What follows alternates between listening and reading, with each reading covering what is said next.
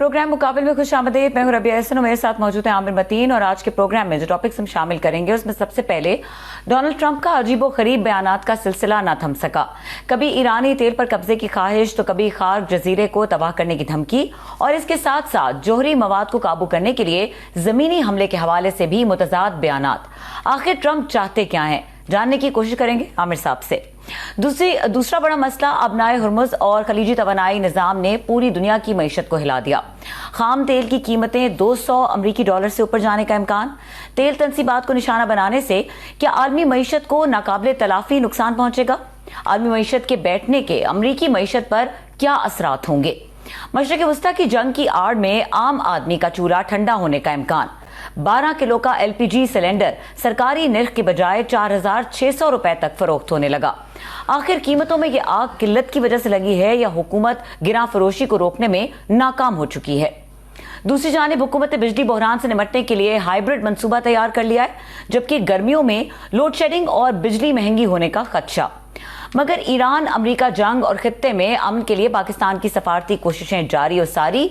यूरोपीय कौंसिल के सदर ने वजीर आजम से राब्ता करके जंग बंदी के लिए पाकिस्तान के किरदार को सराहा है। क्या पाकिस्तान इस बहरान में वाकई एक मौसर सालिस के तौर पर उभर रहा है?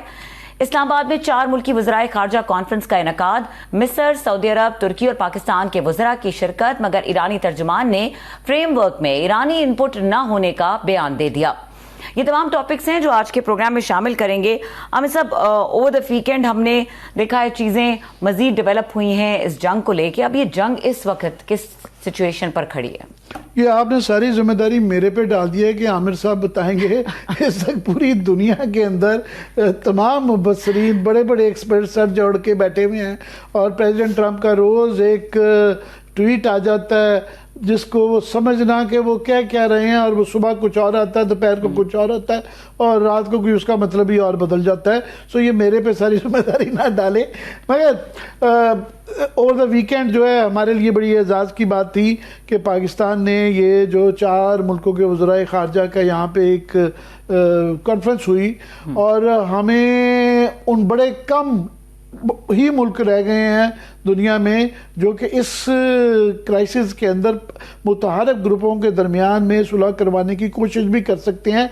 डायरेक्टली पार्टी नहीं है जिसके ऊपर अमेरिका भी कुछ ट्रस्ट करता है, ईरान का भी हमारे पे एतमाद है, सऊदी अरेबिया का भी एतमाद है और तुर्की और मिस्र के साथ मिलके हमारे मुल्क में ये हुआ। माजी में भी पाकिस्तान का एक रोल रहा हुआ है।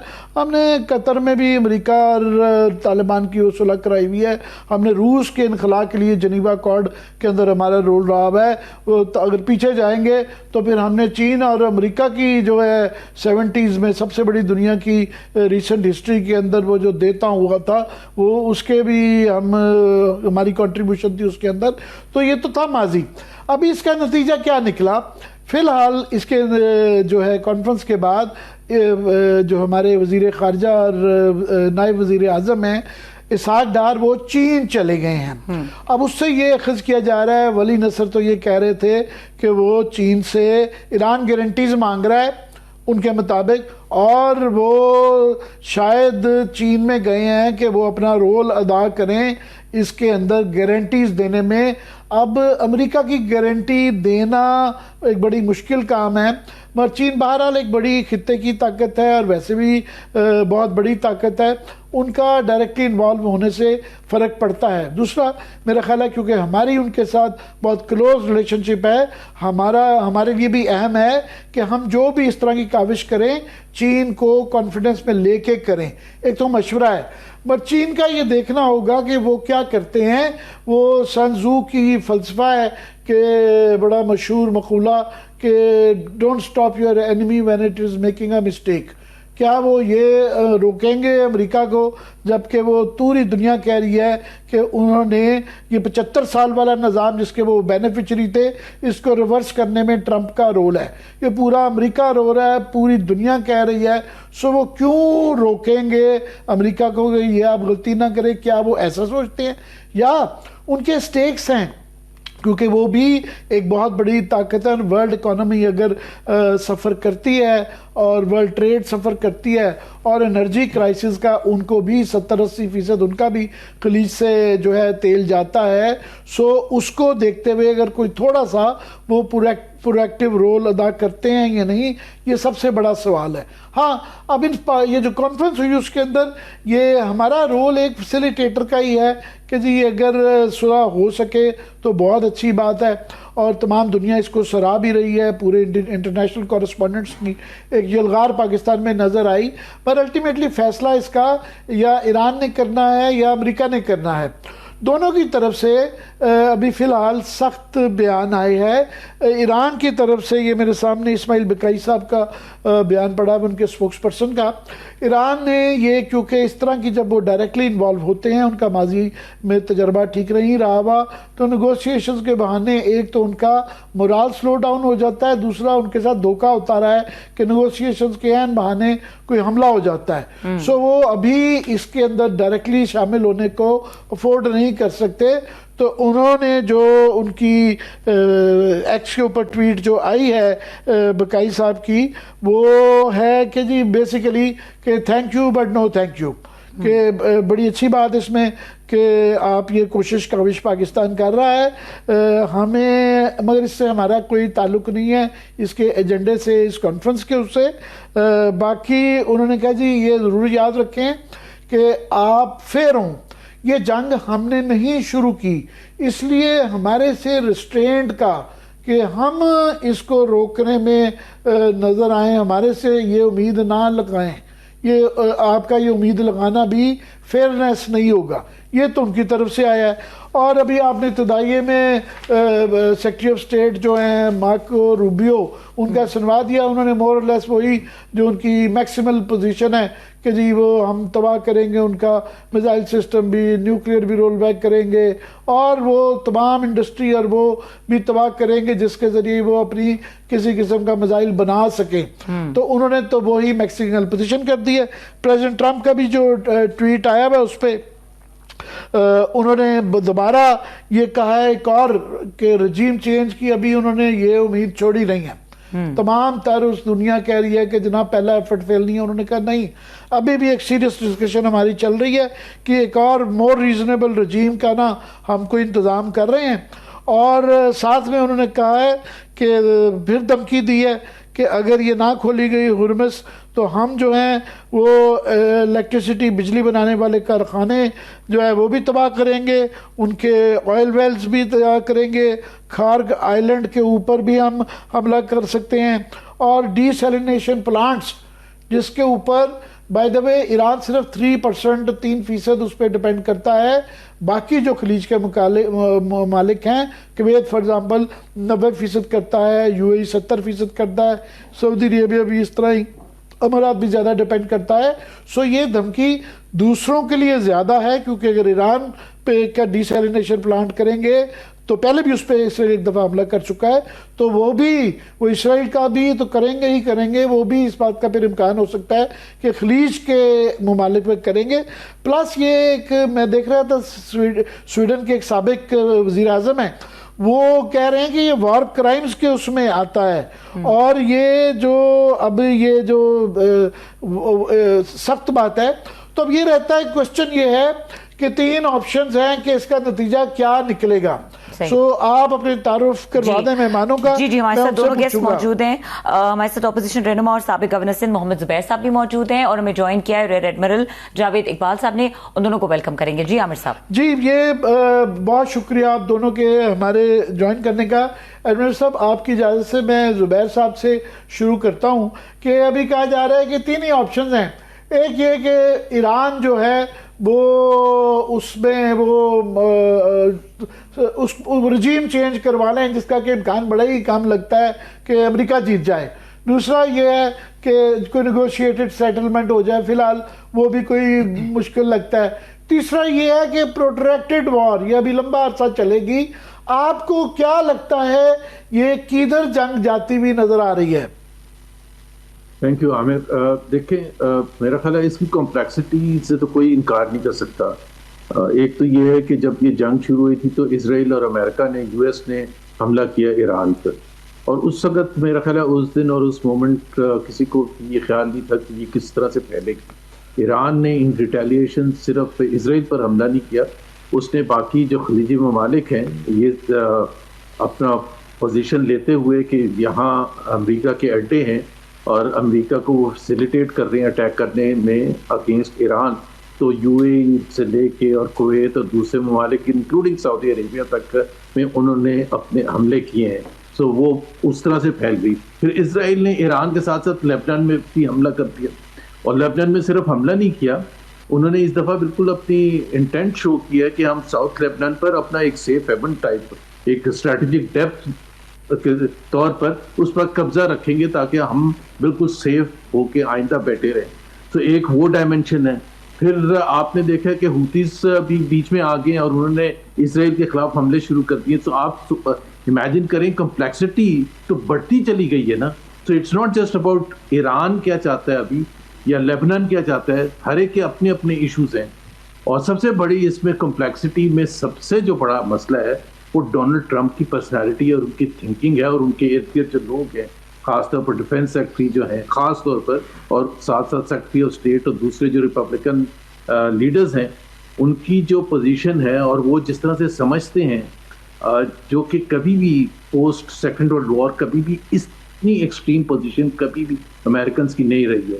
کچھ تو اس وجہ سے نہیں رہی تھی کہ جب تک کولڈ وار تھا سوویت یونین کا ایک بیلنس ہوتا تھا, تو اس سے کچھ ڈر کے تو نہیں کہہ سکتے لیکن ایٹ لیسٹ انڈرسٹینڈ کرتے ہوئے کہ جی دیر از انادر سپر پاور اور وہ ریئیکٹ کرے گا, اور بہت سی جگہ دفعہ ایسا ہوا بھی. اب پوسٹ کولڈ وار ہم نے دیکھا کہ امریکہ میں انہوں نے جنگیں کی, عراق میں کی, افغانستان میں کی, عراق کویت میں جب عراق نے قبضہ کیا تو فرسٹ گلف وار ہوئی, پھر 2003 میں سیکنڈ گلف وار ہوئی, افغانستان میں رہا. لیکن کبھی بھی ان کا انٹینٹ چاہے ان کا انڈرسٹینڈنگ یہ تھی کہ آئل پر قبضہ کرنا ہے, اور بہت سے لوگ کہتے تھے کہ جی ان کا اصل مقصد آئل پر قبضہ کرنا ہے, لیکن اس طرح سے کھل کے کبھی نہیں کہتے تھے کہ یہ جو ہے یہ اس ہیمسفیئر میں تو ہمارا قبضہ رہنا چاہیے. اور جس طرح سے کیوبا کے حوالے سے بالکل ابھی اوپنلی کہا ہے کہ I will take Cuba how I will decide, یا وینیزویلا کا ماڈل لے کے چلیں گے یا ایران کا ماڈل لے کے چلیں گے. اب اس طرح سے مسئلہ یہ ہے کہ دنیا میں کوئی بھی ملک جو ہے وہ اس طرح کھل کے ٹرمپ کے خلاف کھڑا نہیں ہوا, اور ٹرمپ کو شے ملتی چلی گئی. اور ٹرمپ نے جب انہوں نے جون لاسٹ ایئر ایران پر حملہ کیا اور یہ کہا کہ he has obliterated completely and permanently ان کا نیوکلر جو بھی آرسنل تھا اس کے بعد پاکستان نے ان کو نوبل پیس پرائز کے لیے ریکمینڈ کیا تھا. تو میرا خیال ہے کہ یار اس کا تو ذکر ہی نہ کریں, یہ نوبیل پرائز والا وہ بڑی جو ہے نا پھر یہ تکلیف بھی بڑی دل کو ہوتی ہے اور بات کسی اور طرف چلی جاتی ہے. میں برل صاحب سے شروع کرتا ہوں. برل صاحب وہ اب کلیئرلی دھمکیاں پہلے بھی دے رہے تھے, اب زیادہ دھمکیاں بڑھ گئی ہیں کہ 10,000 کے قریب مرینز اور پیرا ٹروپرز وہاں سے چل پڑے ہوئے ہیں اور زمینی حملے کی اشارے دے رہے ہیں. پریزیڈنٹ ٹرمپ نے آج کارگ لینے کا ٹویٹ بھی کر دیا ہے. پوری دنیا سمجھنے جا رہی ہے کہ یہ کیسے کر پائیں گے, اور کیا یہ کارگ لیں گے یا وہ جو 3 متنازع آئلینڈز ہیں ابو موسیٰ اور 2 اس کے ملکہ جو کہ ایران کے قبضے میں ہیں مگر یو اے کا بھی کلیم ہے, یا یہ کوئی پیرا ٹروپرز ایئر بورن ٹروپس پہ کے کوئی ان کی میزائل یا نیوکلیئر انسٹالیشنز کو ایران کے مین لینڈ میں کرنا چاہیں گے. ہمیں ذرا سمجھائیں کہ یہ زمینی اس کا کیا پوٹینشل ہے, کیسے کریں گے اور کیا امکان ہے؟ جی بہت شکریہ متین صاحب. میرا خیال میں اس کا تھوڑا سا ایک اسٹریٹجک کانٹیکسٹ پہلے بیان کر دوں جس سے زمینی آپریشن سمجھنے میں آسانی ہو جائے گی. میرا خیال میں امریکہ اس وقت ایک بند گلی میں پھنس گیا ہے جس کو انگریزی میں کمٹمنٹ ٹریپ بھی کہتے ہیں, یعنی جس کو اردو میں ہم کہتے ہیں بلکہ فارسی کا ہی محاورہ ہے نہ جائے رفتن نہ پائے ماندن, یعنی اس کو سمجھ نہیں آ رہا کہ وہ کرے کیا. کمٹمنٹ ٹریپ کا یہ مقصد ہے کہ وہ اگر بہت زور لگا کے اپنا میکسیمم پاور لگا کے گراؤنڈ آپریشن کر کے یہ جنگ کسی طریقے سے ملیٹریلی بھی جیت جاتا ہے اور کسی طرح ایران کو وہ شکست تسلیم کرنے پر مجبور کر دیتا ہے, جو کہ ابھی تو نظر نہیں آ رہا. مگر یہ امریکہ کی ایک پائرک وکٹری ہوگی جس کو انگریزی میں ایک اصطلاح ہے کہ وہ اتنی اس کو زخم لگ جائیں گے کہ اس سے اس کا جو एक सुपर पावर का स्टेटस है, जो एक लीडिंग एक पावर है, वो बरकरार रखना मुश्किल हो जाएगा फिर, और उसके बाद अमेरिका का डिक्लाइन शुरू हो जाएगा। वो अगर जंग जारी रखता है तो वो इस दलदल में फंसता चला जाएगा और इवेंचुअली वो जल्द या बदेर उसी नतीजे पे वो पहुंचेगा। तो जंग एकदम से वो अभी बंद नहीं कर सकता, जो हम कहते हैं कि वो विक्ट्री डिक्लेयर कर देगा कि हमने सब कुछ तबाह कर दिया और विक्ट्री डिक्लेयर कर देगा, लेकिन क्योंकि दुनिया समझती है कि अमेरिका अपने सियासी मकासद हासिल करने में अभी तक कामयाब नहीं हुआ। तो ये जो इस इम्पोर्टेंट मौके पे जहाँ एक तरफ निगोशिएशंस की बात अमेरिका की तरफ से की जा रही है, ऑल्दो ईरान उसको एक्नॉलेज तो करता है लेकिन अभी तक वो फॉर्मली उसका हिस्सा नहीं बना, उसने पाकिस्तान के रोल को तस्लीम किया है। तो इस वक्त ये ज़मीनी ऑपरेशन का एक डरावा या धमकी, मेरे ख्याल में उसको ईरान को एक स्टेक्स बढ़ाने की बात है कि वो किसी तरह वो जो एक एक्सेप्टेबल सोल्यूशन से, एक विन विन सोल्यूशन से अमेरिका को वो एक एग्जिट दे दे। लेकिन ईरान को भी पता है कि बहुत मजबूत किस्म की सिक्योरिटी गारंटी के बगैर अगर इस जंगबंदी हो जाए तो वो एक तरह का एक cease fire, temporary cease fire होगा और उस पर जंग दोबारा मुसल्लत कर दी जाएगी, जिसका ईरान फिर मुकम्मल नहीं हो सकता। क्योंकि एक दफ़ा अगर उसने अपना हुर्मुज़ का जो कंट्रोल है वो उसने अगर लूज कर दिया तो दोबारा से वो फिर उस पोजीशन में नहीं आ पाएगा इतनी जल्दी। तो इस सारे तनासुर में जो ग्राउंड ऑपरेशन का मैंने आपको बता दिया कि एक धमकी के तौर पे इस्तेमाल किया जा रहा है, लेकिन मेरे ख्याल में प्रैक्टिकल इम्प्लीमेंटेशन में उसको बड़ी मुश्किल होगी क्योंकि ऑप्शन बहुत लिमिटेड है। आप देखें कि ग्राउंड ऑपरेशन के लिए फौजें उतारने के लिए बहरी जहाज़ों का अपना हुर्मुज़ क्रॉस करके जाना या अपना हुर्मुज़ के आसपास बीच पे लैंडिंग करना बड़ा ज़रूरी है। ये बड़ा टेक्निकल ऑपरेशन है, इसके अंदर बहुत बड़ी नेवल फोर्स का इस्तेमाल होता है, पूरी समुद्रों पे कंट्रोल चाहिए, सी कंट्रोल जिसको कहते हैं, एयर सुपरियॉरिटी चाहिए जो कि किसी हद तक तो है लेकिन उस हद तक नहीं है कि एक वल्नरेबल फोर्स को बहरी जहाज़ों को प्रोटेक्शन दी जा सके। तो आइलैंड पे कब्जा करने की कोशिश करते हैं तो उसके लिए तो जहाज तो अंदर जा ही नहीं सकते अभी अपना हुर्मुज़ से, या अगर वो किसी गल्फ ममालिक से या इराक से या कुवैत से अगर कोई एक छोटी सी फोर्स लैंडिंग क्राफ्ट की उतारता है तो बहुत मिनिमम फोर्स है, एरियल इंसर्शन के थ्रू अगर उतारता है तो वो एक छोटा सा जजीरा है, उस पर वो कहाँ छुप के बैठेगा, उसके पास एयर डिफेंस पूरी नहीं होगी और उसके जो बेताशा वो जानी नुकसान उठाएगा। और आपको पता है कि जो बॉडी बैग्स हैं वो एक अमेरिका की रेड लाइन है, अगर खुदा न खास्ता उनकी कैजुअलिटीज वहाँ पे हो जाती हैं तो वो एक बहुत बड़ी हजीमत का उनको सामना करना पड़ेगा। तो इस वो बहुत मेरे ख्याल में मकमसे में है और किसी तरह चाह रहे हैं कि डिप्लोमेटिकली किसी तरह उनकी इस मामले से जान छूट जाए और उनको एक ऑनरेबल एग्जिट मिल जाए।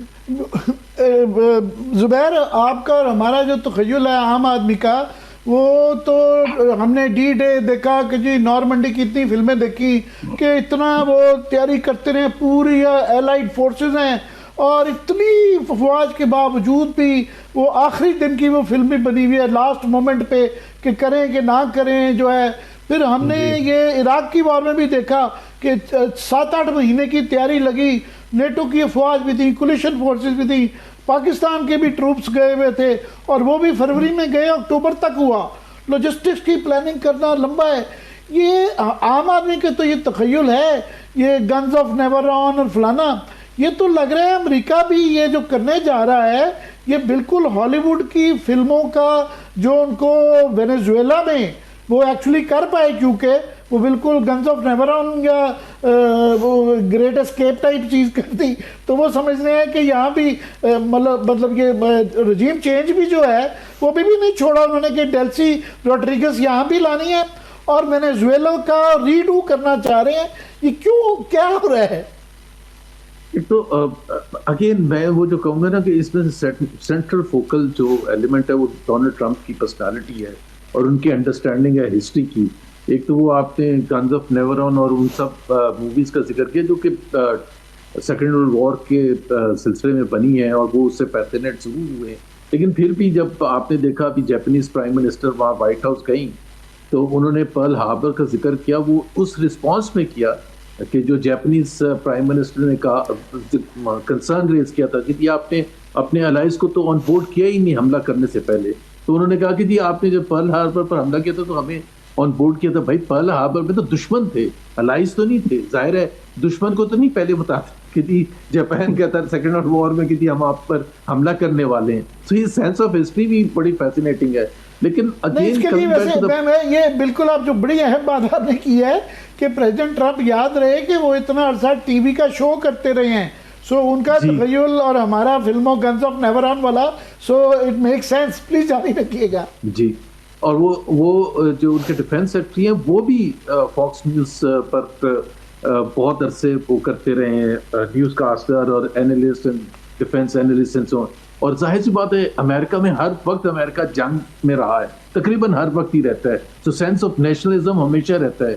اور آبویسلی وہ بڑی ایک پازیٹیو چیز بھی ہے نیشنلزم پیک پر ہونا، لیکن ظاہر سی بات ہے اس سے پھر آپ فالس انڈرسٹینڈنگ بھی ڈیولپ کرتے ہیں کہ جی جس طرح آپ نے ریگریٹ کرتے ہیں وہ، لیکن بہت عرصے کی بات کرتے ہیں. جس طرح افغانستان میں 20 سال رہ کے گئے، ابھی ایک امریکن ایکسپرٹ نہیں ہے جو اس چیز کو لے کے پریشان نہیں ہوتا what were we doing in Afghanistan for 20 long years, مطلب ہم کرنے کی کیا کوشش کریں. عراق میں ایکسیپٹ ناؤ تقریباً تمام جو ان کے ایکسپرٹس ہیں کہ جی it was something completely false, کہ ویپنز آف ماس ڈسٹرکشن تھے ہی نہیں، اور ہم نے جا کے حملہ کر دیا اور اتنی تباہی کی، millions died and millions per obviously suffering ہوئی اتنی زیادہ.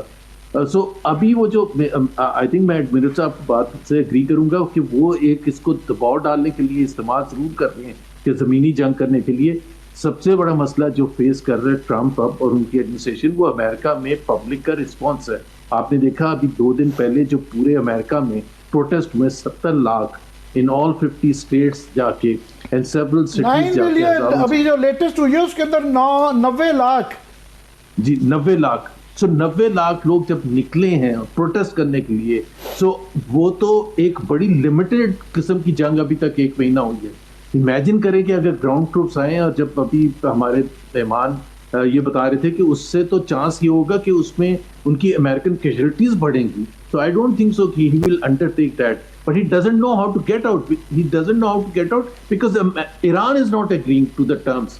اگر ایران ابھی آرام سے مان جائے کہ ٹھیک ہے جنگ ختم کرتے ہیں تو ٹرمپ نکل جائیں گے، لیکن ٹرمپ کے پاس ظاہر سی بات ہے اس مشکل میں کہ ٹو ایکسیپٹ ڈیفیٹ تو وہ ایکسیپٹ کرنے کے لیے تیار ہی نہیں ہے. ادر دین دیٹ تو ادروائز ان کا کوئی وہاں اس وقت لاجک ہے ہی نہیں. لیکن اس میں دوسری کمپلیکسٹی آتی ہے کہ اسرائیل کو کون بنائے گا. تو یہ جو ہمارے سارے وزرائے خارجہ بھی بیٹھے ہیں اور بڑی اچھی کوشش پاکستان کر رہا ہے، Pakistan must get the credit for all of these efforts.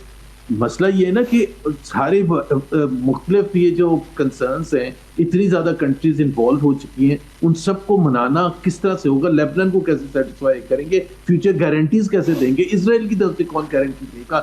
امریکہ تو اگر گارنٹی دے بھی دے ایران میں کہ جی ہم آئندہ نہیں چھیڑیں گے، اسرائیل کی کون گارنٹی دے گا؟ So there is a lot of complexity about it. جی ایک تو ایڈمرل صاحب ہم نے کہا کہ وہ گنز آف نیور آرم ہالی ووڈ ورژن تو ہوتا ہے، مگر جو جس طرح آپ ایڈمرل تک پہنچے ہیں تو آپ وار گیمنگ کرتے ہیں. آئی ایم شیور ان کو بھی یہ مشورے دے رہے ہیں اور وہ آبویسلی نظر آ رہا ہے کہ وہ نہیں سن رہے ہیں. اور ابھی بھی آج بھی ان کی جو ٹویٹ آئی ہے اس سے ثابت ہو رہا ہے کہ جو پہلے 2 مفروضے تھے کہ یہ رجیم چینج، ہم یہ خامنئی صاحب کو شہید کریں گے اور ان کی ٹیم کو، اور یہ رجیم چینج ہو جائے گا اور یہ کوئی 2-3 دن کے اندر پیک اپ ہو کے نظام ہو جائے گا. آج بھی انہوں نے رجیم چینج کا ابھی بھی مفروضہ موجود ہے، پلس اس کے اندر وار آف ایٹریشن وہ سمجھ رہے ہیں ایک اور مفروضہ کہ اگر بہت بمباری کریں گے ایران کے اوپر، کوئی 6000 ٹارگٹ ہیں اور اب وہ ٹارگٹ میں یونیورسٹیز بھی، اسکول، ہاسپٹل، سیلینیشن پلانٹ اور وار کرائمز بھی والی لسٹ بھی ڈال دی ہے انہوں نے. تو اس کا نتیجہ کیا نکلے گا؟ کیونکہ ایران بھی ان ریٹیلیشن اسرائیل کے حائفہ کے اندر انہوں نے بھی جو ہے ان کے پلانٹ کے اوپر پھر نیوکلیئر کا خطرہ رہتا ہے، 2-1 دفعہ دونوں کے طرف ہو چکا ہوا ہے. پھر گلف میں سیلینیشن پلانٹ اور یہ انفراسٹرکچر تباہ ہونا شروع ہو گیا. تو where will all this lead to? جی بہت شکریہ. یہ جو آپ نے وار گیمنگ کا ذکر کیا، تو وار گیم تو فوج کے اندر ایک بہت کریٹک چیز ہوتی ہے جس میں ہر سیناریو کو، ہر آپشن کو مختلف طریقے سے ایک یونٹ جو ہے وہ ایک اینیمی ٹیم بن جاتا ہے اور اس کو پورا وار گیم کیا جاتا ہے کہ کس طرح سے کیا کیا ہو سکتا ہے اور اس کو کاؤنٹر کرنے کے لیے کیا کیا ہمیں اسٹریٹجک راستے جو ہیں وہ اختیار کرنے پڑیں گے. تو جیسے جنگ عظیم دوم میں کہا جاتا ہے کہ امریکہ نے اس کی بہت پہلے وار گیم کی ہوئی تھی کہ کس طرح وہ جاپان وغیرہ کو اور اپنے جو اینیمیز ہیں جرمنی اس کو کس طرح سے شکست دیں گے. تو اسی طرح ایران بھی ایک بہت بڑا, آپ کو جب ایرانین ریولوشن کے بعد جب سے یہ ان کے تعلقات میں ایک دراڑ آئی اور دشمنی بڑھتی چلی گئی, اور ایران عراق وار کے درمیان پھر آپ نے دیکھا کہ اس کے اندر بھی امریکن شپس جو ہیں ان کو نقصان پہنچا ہے اس میں عراقی مائن کی وجہ سے, ایران کے حملوں کی وجہ سے. تو انہوں نے ایک وار گیم 2002 میں کی جس کو ملینیم چیلنج 02 کا نام دیا گیا, جس میں ایگزیکٹلی یہی سیناریو تھا کہ اپنے ہرمز کو بند کرے گا ایران اور امریکی بحریہ کہ اس کو چھڑائے گی.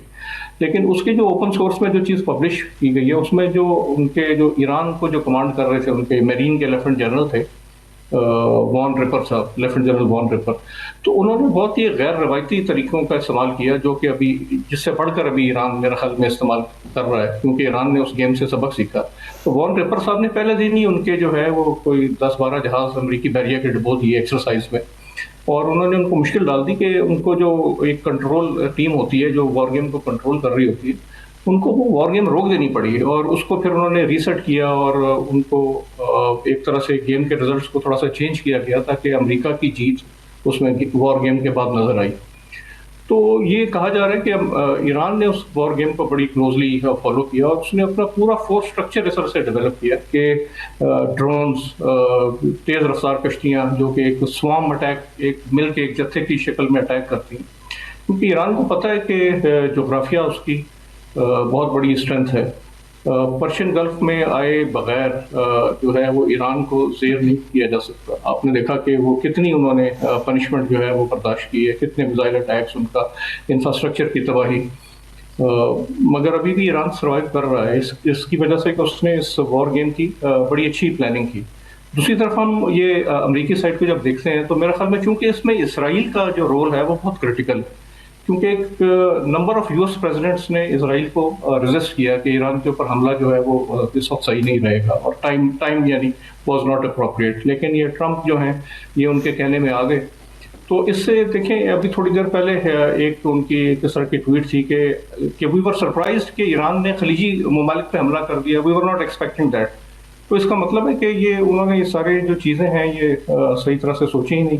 اور آج جو لیٹسٹ ٹویٹ ہے صدر ٹرمپ کی کہ اگر یہ سیز فائر یا ایک کنڈیشن ہماری نہ مانی ایران نے تو پھر ہم سب کچھ تباہ کر دیں گے اور وی ول لیو. یعنی انہوں نے ایک انڈیا بھی دے دیا ہے کہ ہم ایک میسو بمبارڈمنٹ کیمپین کریں گے, ان کے تمام انرجی پلانٹس, ان کی پاور پلانٹس, اور مطلب سب کچھ ملیامیٹ کر کے اور ہم یہاں سے چلے جائیں گے. ایک بہت بڑا تھریٹ ہے, شاید وہ یہ نہ کر پائیں یا خدا نخواستہ اگر وہ موسٹ ڈینجرس آپشن جس کو ٹیکٹیکل نیوک کی بھی آپشن کہی جا رہی ہے کہ وہ کارگ آئلینڈ پہ کر کے اس کو ان کا انرجی ایکسپورٹ انفراسٹرکچر سارا تباہ کر دیں.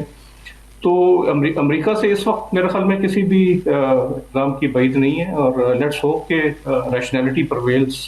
اور یہ جو ابھی جو ایک نیگوسیشنز کی جو بات شروع ہوئی ہے, یہ جو 4 ممالک کا جو ایک وزرائے خارجہ کی بیٹھک ہوئی ہے پاکستان میں, اور اب کل ہمارے جو ڈپٹی پرائم منسٹر وزیر خارجہ ہیں جو چین جا رہے ہیں, تو میرے خیال میں ایک بہت بڑا اشارہ ہے کہ اس میں چین کی حمایت سے, کیونکہ اس وقت ایران کو جو گارنٹی مل سکتی ہے وہ ایک چین ہی ایک ایسا ملک ہے, ایک ایسی طاقت ہے کہ جس کی گارنٹی اس وقت کچھ میٹر کرے گی کہ امریکہ جو ہے وہ جنگ بندی کو پھر دوبارہ سے ریگروپنگ اور دوبارہ حملہ کرنے کے لیے استعمال نہیں کرے گا.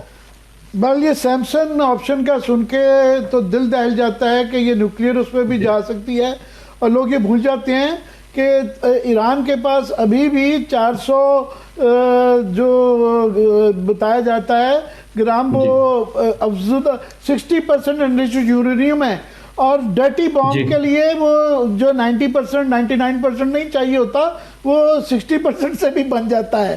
سو یہ بہرحال لیٹس ناٹ گو دیئر. مگر یہ اس جنگ کا جو موجودہ ہو رہی ہے اس کا ویتنام سے یا کورین وار یا پرانی وار سے اس لیے نہیں شاید موازنہ کیا جا سکتا, ایون یوکرین کی وار سے, کہ وہ دنیا کے ایک کونے میں ہو رہی ہیں جس سے کہ جو direct even second world war میں جو ڈائریکٹلی پارٹیز انوالو تھی وہ سفر کر رہی تھیں, مگر باقی دنیا کو کئی ملک تھے اور خطے تھے جن کو فرق ہی نہیں پڑ رہا تھا. اس کے اندر چونکہ شارع جو آبنائے ہرمز ہے اس کی وجہ سے پوری دنیا افیکٹ ہو رہی ہے, کوئی دنیا کا ملک نہیں ہے جو افیکٹ نہیں ہو رہا, اس لیے ہر کوئی انوالوڈ ہے.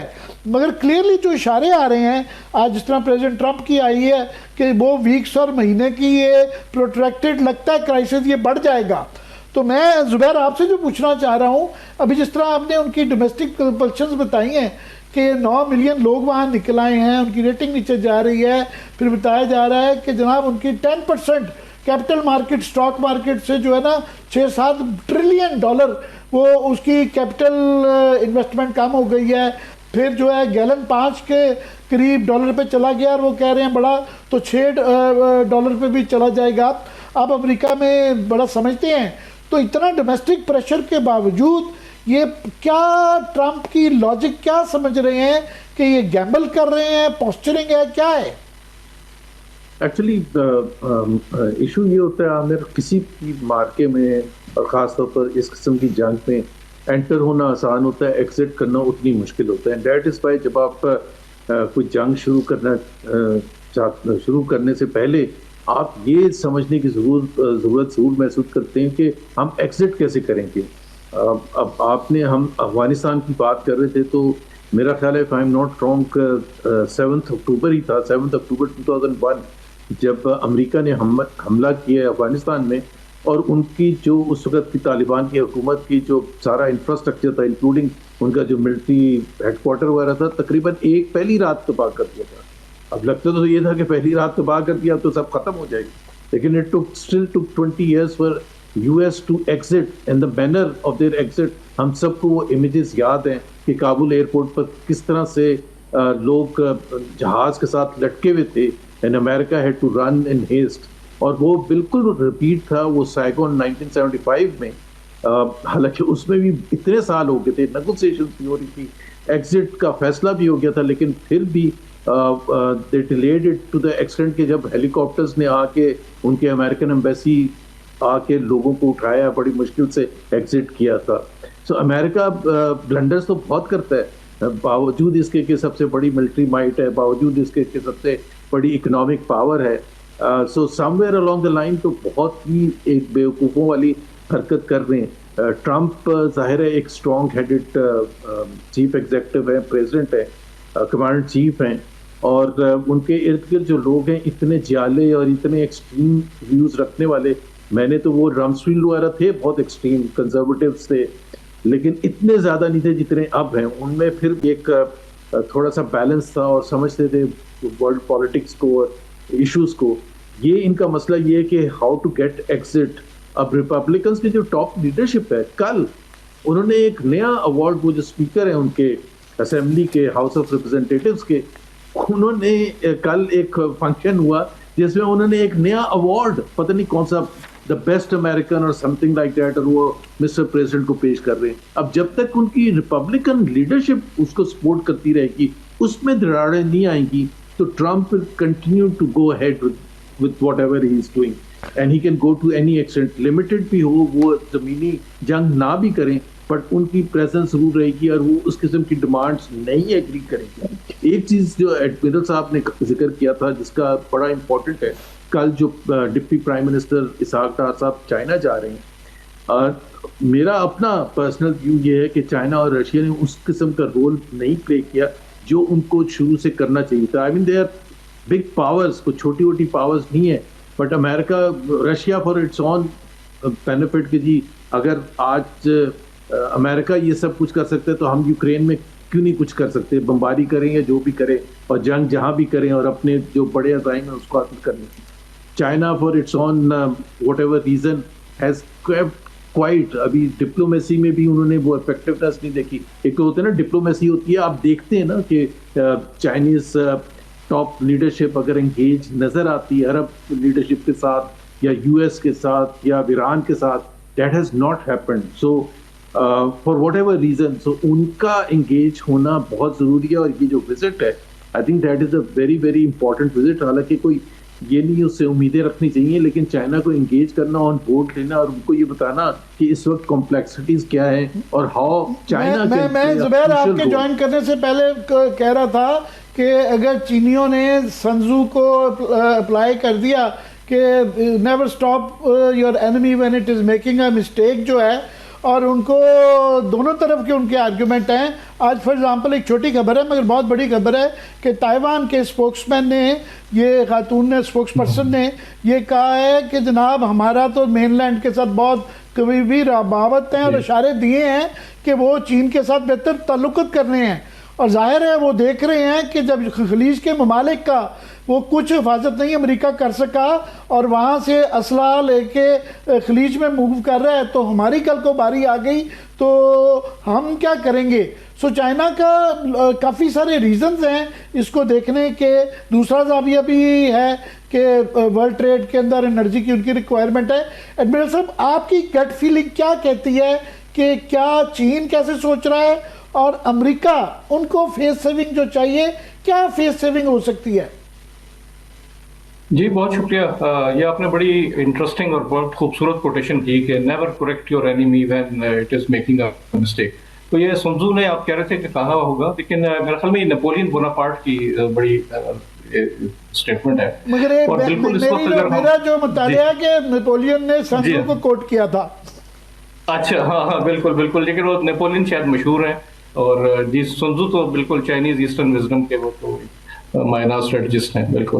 تو اس وقت جو اگر ہم چین کا اور روس کا ایک طرح سے ایک اسٹریٹجک اگر ہم دیکھیں ان کا, تو ان کا مقصد یہی ہے کہ امریکہ اس جنگ میں جتنا انوالو ہوتا چلا جائے تو اسی میں ان کی وکٹری ہے. کیونکہ اگر تاریخ کا مطالعہ کریں کہ جو پال کینیڈی نے کتاب لکھی تھی کہ rise and fall of great powers, کہ کس طرح گریٹ پاورز رائز ہوتی ہیں اور کس طرح وہ گرتی ہیں, اس کا جو کنکلوژن تھا وہ یہ تھا کہ جی امپیریل اوور ریچ, یعنی وہ اتنا ایکسٹینڈ اتنا پھیل جاتی ہیں, اتنا وہ کھپ جاتی ہیں دنیا کے معاملات میں اور ملٹری کیمپینز میں کہ وہ پھر وہ اس کو ان کے جو ریسورسز ہیں وہ سارے اس میں کنزیوم ہو جاتے ہیں اور وہ پھر اس کو سسٹین کرتے کرتے ہی وہ بکھر جاتی ہیں. وہ اس کو اس کا کنکلوژن کا یہ تھا. اور جیسے ابھی زبیر صاحب نے بات کی کہ اس وقت ان کی لیڈرشپ کی ہمیں بیہیویئر سمجھ میں نہیں آ رہا کہ کس طرح وہ ایکٹ کر رہے ہیں. تو یہ بڑا ایک مارکت الارا کتاب ہے, ایک مارچ آف فالی, باربرا ٹچمین نے وہ لکھی تھی اور اس میں ایگزیکٹلی یہی تھا کہ جب ایک ہارڈ ہیڈڈنیس لیڈرشپ آ جائے, ایک ایگو سینٹرک لیڈرشپ ہو جو کہ کسی کی نہ سنے اور اب جو یہ کہے کہ آئی ایم رائٹ, تو اس کے بعد پھر ایسے غلط فیصلے ہونے شروع ہو جاتے ہیں کیونکہ اس کی ٹیم میں بھی پھر وہ ایسے لوگ چن کر لے آتے ہیں کہ جو ان کے فیصلوں پر آمنا و صدقنا کہتے ہیں اور وہ کولیکٹیولی پھر ایک دلدل میں گھستے چلے جاتے ہیں. اسی طرح ایک بڑی مشہور کتاب ہے سائیکالوجی آف ملٹری انکمپیٹنس, اس میں اس نے ملٹری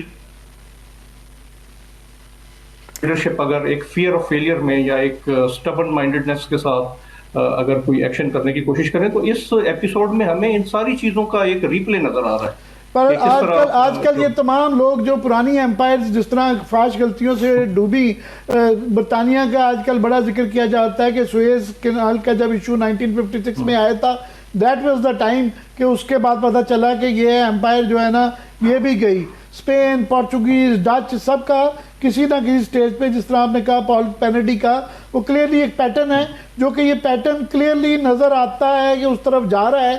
ہم اس پہ بات کرتے رہیں گے. بہت بہت شکریہ ایڈمرل صاحب آپ کا ہمارے لیے وقت نکالنے کا, اور آپ بڑی اسٹریٹجی کے علاوہ وہ ایک آپ ہسٹوریکل کانٹیکسٹ میں بات کرتے ہیں, بڑا مزہ آتا ہے سن کے آپ کو. بہت بہت شکریہ. بہت شکریہ محمد زبیر صاحب, آپ نے ہمیں وقت دیا اور یہاں پہ پروگرام کا وقت ختم ہو گیا ہے. دیکھنے کے لیے شکریہ, اجازت دیجیے, اللہ حافظ.